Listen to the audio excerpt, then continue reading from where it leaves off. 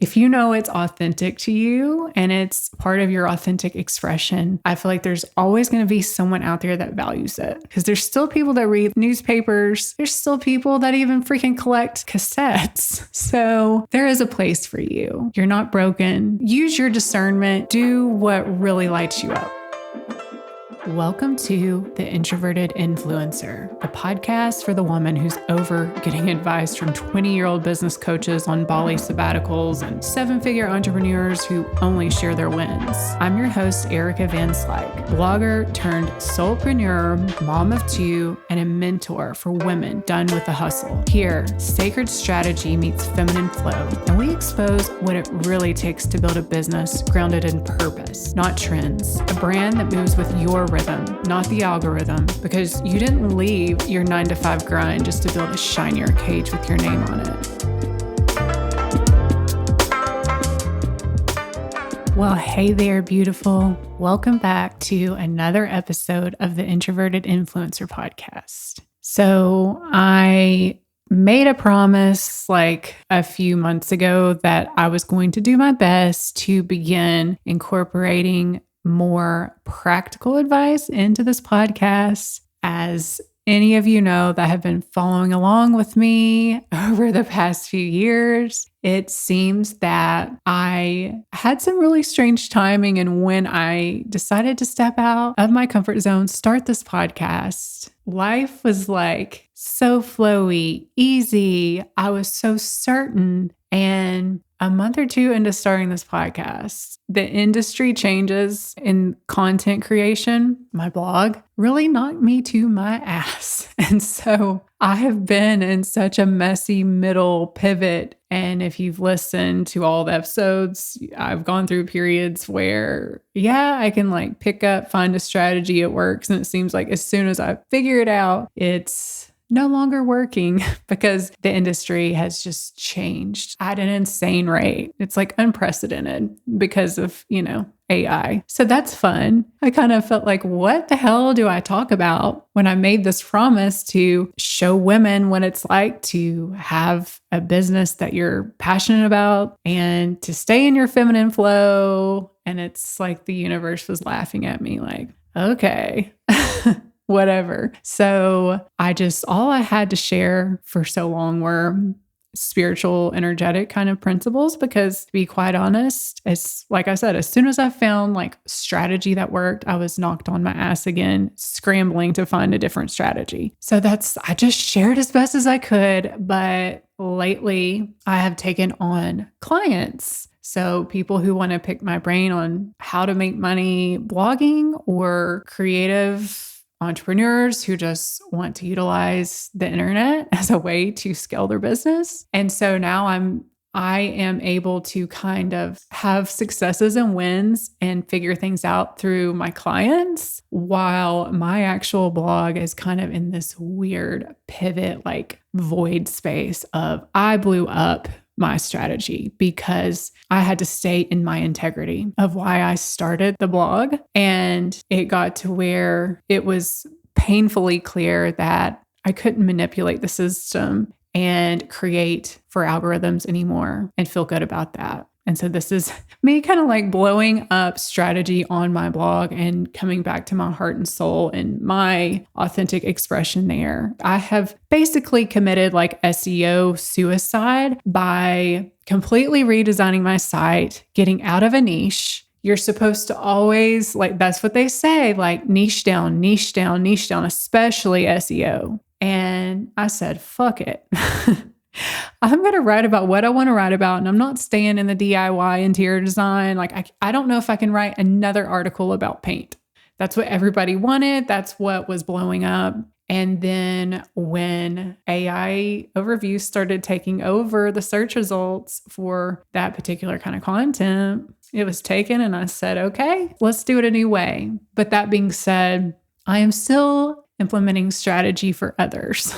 And I can provide done-for-you services as well if you don't feel like messing with it, only to a few select clients, because it is a lot. But that being said, so here's my attempt at providing you with some practical business marketing, branding kind of strategy this week. So a few things that I've noticed actually when I'm researching competitors. There was an algorithm shift about 2 months ago. And what I noticed was, from the blog perspective, I kind of put my foot down and said, we're not gaming it. And also, I had heard over and over, YouTube, YouTube, YouTube. Google loves YouTube because, Google owns YouTube. So, of course, Google is going to favor their own results with showing like YouTube videos over blog posts. But what I've also noticed are fellow content creators who decided to go out on a limb and invest a lot in making YouTube videos to supplement their blog content. They took some of my search engine ranking positions. So like maybe once where I ranked number 1 for a certain paint color or tutorial, I can see some of those content creators that went all in on the YouTube. And so basically they would do like a blog post, but then go through their top performing blog posts and do YouTube videos for that. Sometimes you're like, well, my view was like that you're going to cannibalize your blog post, and earnings on YouTube are not as amazing as on a blog post, because if you're with like Mediavine or what's the other big one? I can't even think of the name right now, but those earnings are just, the RPMs are way better through the advertisers on blogs than through YouTube. So that was part of my like, no, I'm not going to scramble for pennies on YouTube just because Google like owns YouTube. But I'm seeing where they're actually now, in some cases, they will have the actual blog post as number 1, and then like the YouTube video from the same content creator like right underneath that. And I don't know if they've even scrambled the results since I made these observations, but all this to say that if you are not opposed to showing up on video and you still, as a blogger, you really want to play the SEO game, like you're going to fight with all your might to keep your blog driving in that awesome income, go for it. Do the YouTube in addition to the blog posts. And I would just start with your top performing blog posts and build videos from there, because I think it's becoming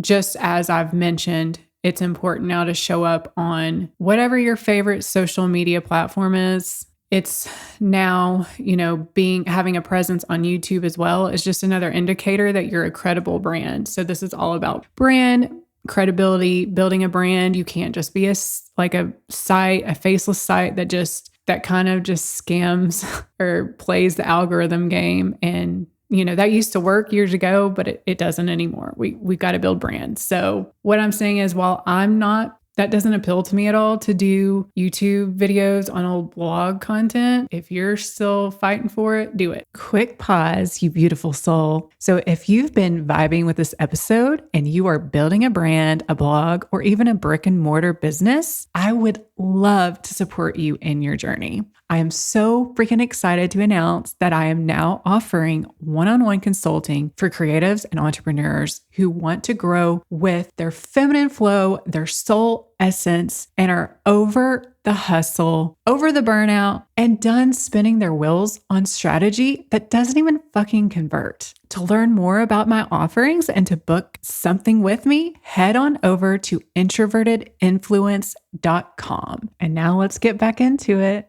Also, in terms of Google, just if you're a brick and mortar business and you are interested in using this to attract potential clients. So I don't know directly that I could say people are on YouTube looking for you as like a service provider or product provider. But what I was just saying about bloggers and showing up in Google to be found, I am recommending this to a client of mine who has not had great experience, like great ROI on investing in like traditional sort of media and traditional advertising. So I said, okay, instead of pumping all that money into like a television ad, you need to allocate that money to YouTube content, because we've already got a great strategy. We're doing really well. We've had so much growth with me helping her with her SEO. That's only going to continue to give her a leg up on the competition. She's in a very competitive market and she is a newer website. And so when you're a newer website, it's really hard to get Google to take you seriously, number one. And some say like only for like they call it a sandbox. They put new websites that are like 3 months or younger in the sandbox where they don't really know if they can trust you. So they don't really know what to make of your site. So your site results, they don't show up. But what I've even found in my personal experience is that with AI now, that sandbox period is even longer. And I've seen it last for like 9 months to a year. So one way to kind of offset this is to go ahead and start, once you've like built out your website and you have your service pages for each one of your services so that you can actually be found in the results for that product or service, not just service products, sorry, go ahead and start working on YouTube content. And just think of that as like a video version of your blog posts. And I think that's maybe where you can get a little edge if you're a younger website, a younger business, and you are trying to compete with these people that have been in businesses, have had, great domain authority for years and years and years. I think that would probably behoove you. And of course, if you're in a really competitive market, you're going to have to hit it with the social media as well, because it's social proof, it's credibility, it's brand building. So that's my thoughts on YouTube right now. I also wanted to share some hope for those of us that do not like video like me, that still you love photography and writing, just being behind the screen, the keyboard and writing and not having to be seen and feel cheesy and yeah, I've got some shadow around YouTube, as you can tell. I think I'm being narrow-minded about it, but it's just, that's not my preferred medium. And then I can see people who they love it and they thrive. And I think that's awesome. But for those of us that hate being on video, I just want to put this out there. And maybe it's not that convincing. I don't have a ton of data on this, but it seems like all of these thought leaders and entrepreneurs and podcast hosts that I've been following for years, even some really big influencers actually, I have noticed they have all started Substacks. Have you heard of Substack? Because it's like starting to blow up, at least in like my auric field. It seems to just continue to come. And I get these emails like, come and join my Substack. And the way I see Substack, it's basically a damn blog, but you have the option to put it behind a firewall. So instead of monetizing it with ads, the subscriber has to pay to see the full article. And so this got me thinking, like, this kind of what sparked for me to just go ahead and blow up my blog strategy and like have it redesigned the way I want it, give it the feel, give it the vibe, write about what I want to write about again. I thought, well, shit, if Substack is so hot right now, that is just a damn blog. That hasn't been monetized. These people haven't put all the effort into their blog. So of course they need to put it behind a firewall, right? Just that's one way to make money. But shit, I've got affiliate links on my side. I've got Mediavine ads. Like, why would I start a Substack when I could just basically make my blog a Substack? So all I'm going to say is if you're like me and you love the photography, the blogging, the writing aspect, and you don't like video, I'm just going to put it out there that maybe there's hope for us still because of the prevalence of Substack now. And if you have the time, like you could experiment and see, especially if you already have a following, I'm like, if you did have a big following and you even charged, I don't know, like $20 a month for them to have access to your content, maybe that is the better way to go. Personally, for me, I'm still going to stick with the blog right now, but that's just one of the observations. And I just wanted to give you hope. There is some hope out there. I'm going to cling on to that hope that perhaps people do still crave content that is not as like stimulating. I feel like we all have the attention span of 4-year-olds right now. And I think that's because it's like all of this Reels and TikTok and short form media just bombarding us. And I think people do, I don't know about you, I feel overstimulated. I think that I've got horrible ADD now when I never felt like I had that when I was younger. I think it is that really fast-paced video, in-your-face sort of media. And I think maybe there's a market for that slower pace and that old style of blogging. Just like, there's still people who collect records, right? So at the end of the day, I think this podcast. Obviously, it's just some observations. Take of it what you will, but also just putting it out there that if you love something, if you know it's authentic to you and it's part of your authentic expression, I feel like there's always going to be someone out there that values it, because there's still people that read like newspapers. There's still people that even freaking collect, I think, like cassettes. So there is a place for you. You're not broken. I love you. Use your discernment. Don't listen to just all the loudmouth, like bro type of marketing. If that route doesn't sound good to you, don't fucking do it. Do what really lights you up. And there will be a way for you somehow. And with that, I am going to close out here, but I'm sending you so much love, and I'll talk to you again.